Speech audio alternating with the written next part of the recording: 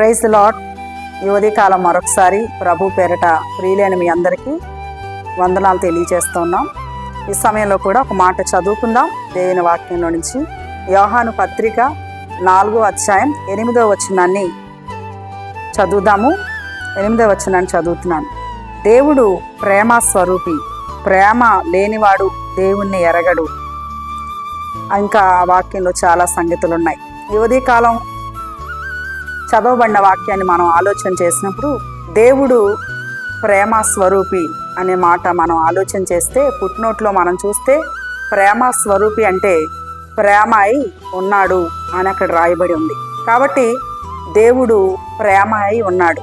చాలామంది ఏమనుకుంటారంటే ఈ లోకంలో ఉండే ప్రేమల్ని నమ్ముతారు, ఈ లోకంలో ఉండే ప్రేమల్ని ఆరాధిస్తూ ఉంటారు, ఈ లోకంలో ఉండే ప్రేమల్ని అనేకులు ఆస్వాదిస్తూ ఆఖరికి వారి జీవితాల్లో ఓడిపోతూ ఉంటారు.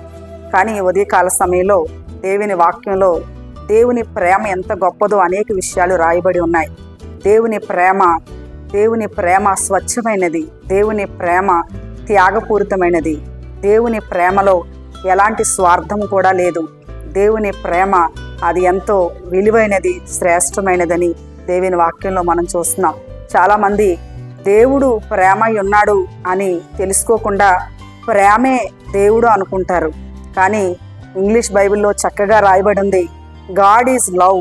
దేవుడు ప్రేమై ఉన్నాడు, ప్రేమ దేవుడు కాదు.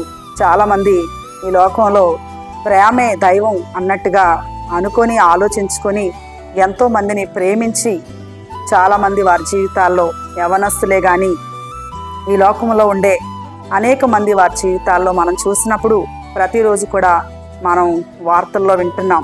ఈ లోకంలో ప్రేమలన్నీ కూడా కలుషితం అయిపోతూ ఉన్నాయి. నమ్మించి నమ్మబలికి ప్రాణాలు తీస్తూ ఉన్నారు. ఏదో ఆశించి ఆకర్షించబడి ప్రేమిస్తూ ఉన్నారు. కానీ దేవుని ప్రేమ అలాంటి ప్రేమ కాదు. ఆయన మనం ఇంకా పాపులమై ఉండగానే మన కొరకు ఆయన ప్రాణం పెట్టాడు.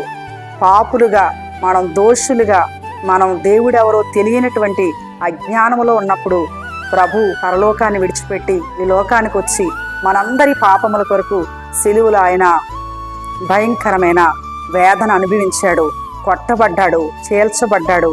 ఆయన మనందరి కొరకు సిలువలో వేలాడదీయబడ్డాడు. కాబట్టి యేసు ప్రభు అందుకే వాక్యంలో యోహాను 3:16లో మనం చూస్తే దేవుడు లోకమును ఎంతో ప్రేమించాడని.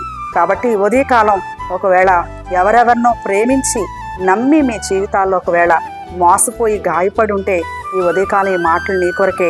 దేవుని ప్రేమ నిన్ను మోసం చేయదు. దేవుని ప్రేమ నిన్ను ఆదరిస్తుంది. దేవుని ప్రేమ నిన్ను బాగు చేస్తుంది. దేవుని ప్రేమలో ఏమాత్రం కూడా మోసపూరితం కానీ ఎలాంటి నిన్ను బాధ పెట్టేది కానీ అందులో కనిపించదు. అలాంటి ప్రభు ప్రేమను మీరు తెలుసుకోవాలని, ఒకవేళ తెలుసుకుంటే ఆ ప్రేమలోనే మీరు నిలిచి ఉండాలని తెలియచేస్తూ, మరి దేవుని ప్రేమ ఎంత గొప్పదో మీరు మీ జీవితాలు అనుభవించాలని మనసారా కోరుకుంటూ ఈ మాటలు ముగిస్తున్నాం. ప్రభు మిమ్మల్ని దీవించునుగాక. ఆమేన్.